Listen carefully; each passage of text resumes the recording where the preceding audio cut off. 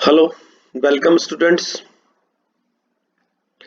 I hope you all are well and doing your studies. Today we will do the lecture 10th of the sphere chapter. आज इस lecture में हम सबसे पहले एक sphere के लिए टेंजेंट लाइन और टेंजेंट प्लेन की परिभाषा को समझेंगे। मतलब किसी गोले की स्पर्श रेखा एवं स्पर्श समतल। तो देखिए, जहां तक स्पर्श रेखा यानी टेंजेंट लाइन की बात है, तो ये तो हमारा जो पुराना इसके बारे में आइडिया है वही यहाँ पर भी एप्लीकेबल होगा। मतलब दैट लाइन विच मीट्स और टचेस द स्फीयर। अगर हम मीट्स वर्ड कहते हैं तो हमें कहना पड़ेगा the a straight line which meets A sphere in one point.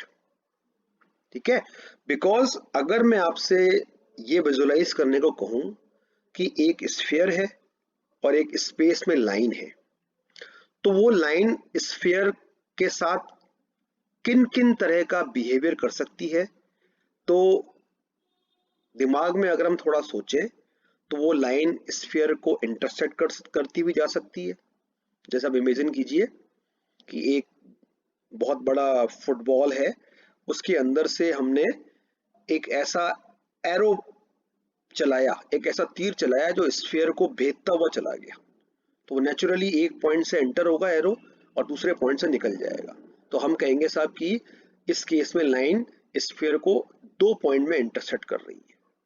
फिर इसी विजुअलाइजेशन को अगर हम यूं दौड़ाएं दिमाग में कि वो एरो हमने चलाया किंतु वो स्फीयर से बिल्कुल बाहर से निकल गया, मतलब उसने स्फीयर को टच ही नहीं किया, दूर से निकल गया। इसका मतलब वो इस केस में हम कहेंगे कि वो लाइन स्फीयर को इट डजंट मीट, मतलब it doesn't intersect at all.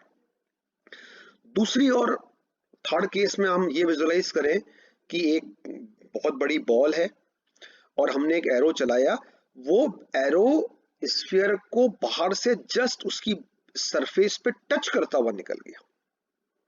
ठीक है, मतलब उसने उस स्फीयर को भेदा नहीं, पेनिट्रेट नहीं किया, बाहर से ही टच करके निकल गया।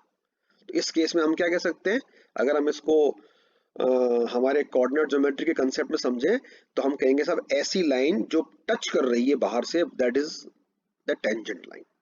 ठीक है, अब आप एक और विजुअलाइजेशन कीजिए। अभी तक हम जब तक टेंजेंट लाइन की बात करते थे वो सारी बातें हमारी होती थी एक प्लेन में, यानी एक हमारे पास कर्व होता था एक्स वाई प्लेन में, और उस कर्व के किसी पॉइंट पर एक लाइन होती थी टेंजेंट लाइन जो कि उसको टच कर रही थी। लेकिन अब आपको ये विजुअलाइजेशन 2D से 3D में ले जाना है। फॉर एग्जाम्पल, हमारे पास एक स्फीयर है, उसके एक पॉइंट पर एक लाइन उसको टच कर रही है। ओके, अब हम स्फीयर को अपनी जगह फिक्स करते हुए उस लाइन को इस प्रकार स्पेस में रोटेट करते हैं कि वो in every position it remains tangent line. मेरे कहने का मतलब ये है कि इस किसी भी स्फीयर के किसी भी पॉइंट पर एक से अधिक मोर देन वन टेंजेंट लाइन विद्यमान होती हैं। और ये जो मैंने अभी आपके सामने स्टेटमेंट बोल के बताया, ये केवल स्फीयर पे ही लागू नहीं है, ये किसी भी थ्री डायमेंशनल जो हमारा फिगर है, अभी आप और थ्री डायमेंशनल फिगर पढ़ोगे, इसके बाद स्फीयर के बाद पढ़ोगे कोन, फिर सिलेंडर, सेंट्रल कॉनिकॉइड, तो उन सब पे ये वाली बात लागू होती है। कौन सी बात? Let me state once again कि किसी भी पॉइंट पर थ्री डायमेंशनल ऑब्जेक्ट के किसी भी पॉइंट पर there exist more than one tangent line. फिर परिभाषा आती है टेंजेंट प्लेन की। तो आप देखिए, जैसे यहाँ फिगर देखिए, यहाँ पर आपको दो फिगर दिख रहे हैं। ठीक है, जो राइट वाला फिगर है, इधर देखिए आप, ये थोड़ा सा फिगर आपको सोचना है क्योंकि एग्जैक्टली 2D को 3D में, 3D को 2D में बनाने की कोशिश की गई है, तो ये हो सकता है आपको थोड़ा सा फिगर शुरुआत में थोड़ा सा कंसेप्ट समझने के बाद ये बात समझ में आ जाएगी। देखिए आप, ये एक स्फीयर है, यानी ये जो मेरा पॉइंटर चल रहा है ये एक स्फीयर है, मतलब ये एक 3 डायमेंशनल फिगर है, ये प्लेन में नहीं बन सकता पेपर पे, पर हमने इसको समझने के लिए बनाया है। फिर देखिए लाइन नंबर 1 जिसको मैंने 1 मार्क कर रखा है, ये इस स्फीयर की टेंजेंट है। अब इस टेंजेंट को मैंने स्पेस में 2 अलग अलग पोजीशंस में घुमाया, मूव किया इस प्रकार से कि ये जब ये सेकंड पोजीशन में आई तो भी ये टेंजेंट है। अब आपको देखिए यहाँ पर क्या लग रहा होगा, ये सेकंड लाइन जो है यहाँ पर अगर इसको काट रही है, काट नहीं रही है, ये इसकी सरफेस के ऊपर ऊपर जा रही है। इसी प्रकार ये इसकी थर्ड पोजीशन में भी ये इसको टच कर रही है, इसके ऊपर ऊपर जा रही है, उसी पॉइंट पे टच कर रही है। और फिर आप देखिए मैंने एक प्लेन ड्रॉ किया है, ये प्लेन वो प्लेन है जो कि इन तीनों लाइनों को कंटेन कर रहा है, न केवल तीनों बल्कि इस तरह की जितनी भी टेंजेंट्स लाइन है उनको कंटेन कर रहा है। इसको और आप यहां समझिए, आप देखिए इस फिगर में एक ही पॉइंट पर जितनी भी टेंजेंट लाइंस स्फीयर की हैं जो कि स्फीयर को बाहर से टच करके हुए जा रही हैं, वो सारी सही लाइनें इस प्लेन में लाई कर रही हैं। तो ऐसा प्लेन कहलाएगा स्फीयर का टेंजेंट प्लेन, यानी हिंदी में स्पर्श समतल। ठीक है, और जहां तक फॉर्मल डेफिनेशन है वो आपके सामने लिखी है, इसको आप लर्न करना। फिर आप देखिए हम हमारे एक इंपॉर्टेंट फॉर्मूले पे आते हैं, इक्वेशन ऑफ टेंजेंट प्लेन। अभी अभी जो हमने ऊपर टेंजेंट प्लेन के बारे में समझा, उसकी अब हम इक्वेशन लिखने जा रहे हैं। तो देखिए हमारा टाइटल या फॉर्मूला क्या है कि गोले X square plus Y square plus Z square, जो भी हमारी जनरल इक्वेशन होती है कि किसी बिंदु पर, यानी ये पॉइंट जो है ना, ये गोले पर लाई कर रहा है, गोले पर स्थित है, स्पर्श समतल की समीकरण। यानी ऊपर वाले फिगर नंबर 1 में अगर वो स्पर्श समतल में लिखना चाहूं, what I am given with, I am given with the equation of sphere and the point। ये पॉइंट फिर कहलाएगा पॉइंट ऑफ कांटेक्ट, यानी स्पर्श बिंदु जहां पर स्पर्श होने की घटना घट रही है। तो स्पर्श समतल की समीकरण ये होती है, देखिए आप, x(x1) plus y(y1) plus z(z1) plus u x plus x1 plus v y plus y1 plus w z plus z1 plus d बराबर 0। और इस समीकरण को हम डिनोट करते हैं टी लेटर से। T is the symbol which represent equation of the tangent plane. ठीक है, इसके बाद आप देखिए हमने नीचे एक ट्रिक लिखी हुई है कि ये फॉर्मूला तो हमको खैर याद रखना ही है, लेकिन ये ट्रिक ज्यादा इंपॉर्टेंट है। इससे आप किसी भी प्रैक्टिकल सिचुएशन में जब आपको कोई इक्वेशन गिवन होगी और आपको पॉइंट गिवन होगा जिस पर आपको टेंजेंट प्लेन की इक्वेशन लिखनी है, तो you can write what is the trick. Trick कहती है replace X square Y square Z square by x(x1) y(y1) z(z1)। मतलब एक्स स्क्वायर का हमने स्क्वायर हटाया, तो आप समझो ये बन गया एक्स स्क्वायर को हमने लिखा x इंटू एक्स पहले मन में, फिर इसमें जो दूसरा वाला x है उसकी जगह हमने पॉइंट ऑफ कांटेक्ट का x लिख दिया, x कोऑर्डिनेट, तो ये बन गया x(x1)। सिमिलरली y स्क्वायर की जगह y(y1), z स्क्वायर की जगह z(z1)। फिर आप देखिए ये तो बात हो गई गोले के शुरू के 3 पदों की। फिर ये जो चौथा पद है, fourth term, it is 2ux। इसमें आपको क्या करना है, u को छोड़ते हुए जो 2x बच रहा है इसकी जगह आपको लिखना है x प्लस x1। मतलब इसको आप यूं समझिए कि 2x को मैंने मन में सोचा x प्लस x, फिर दूसरे वाले x की जगह लिख दिया x1। x1 मतलब x coordinate of the point of contact. Similarly 2y की जगह y प्लस y1 और 2z की जगह z plus z1। And written d as such.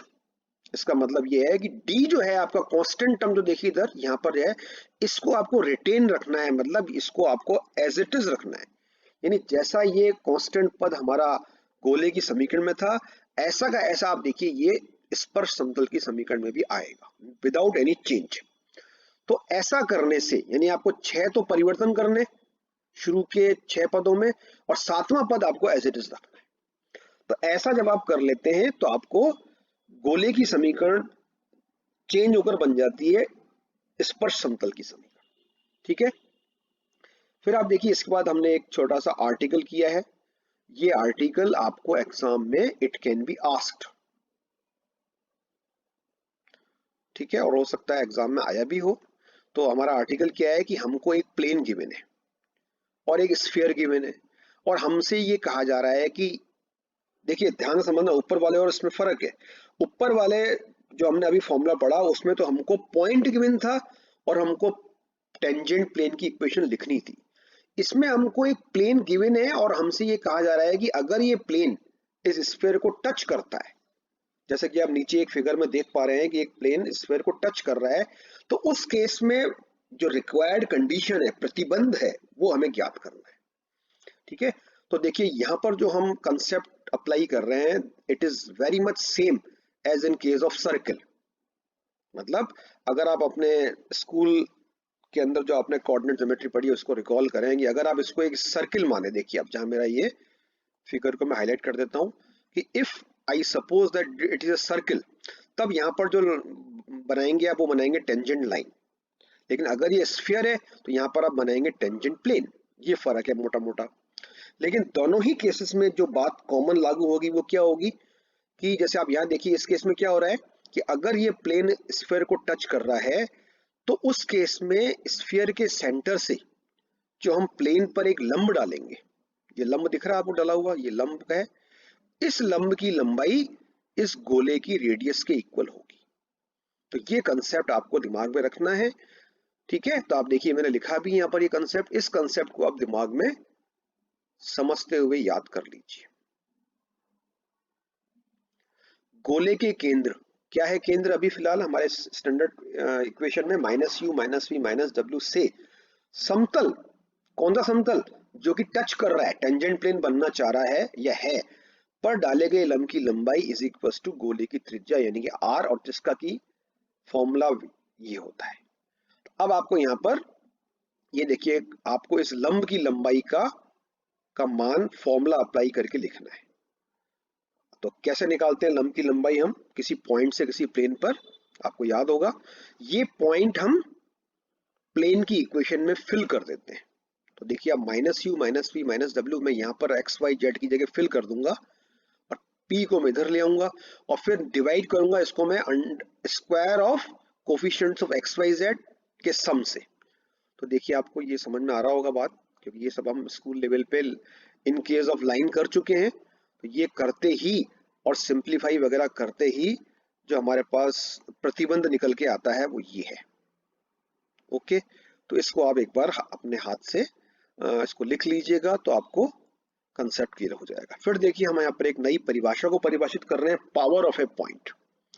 Power of A point में क्या होता है? एक पॉइंट होता है साहब जो किसी स्फीयर के या तो बाहर होता है या अंदर होता है, मतलब ये गोले पर लाई नहीं करता है। यानी जब भी हम किसी पॉइंट की पावर की बात करेंगे तो वह पॉइंट गोले पर लाई नहीं करेगा, तो फिर कहां लाई करेगा, कहां स्थित होगा?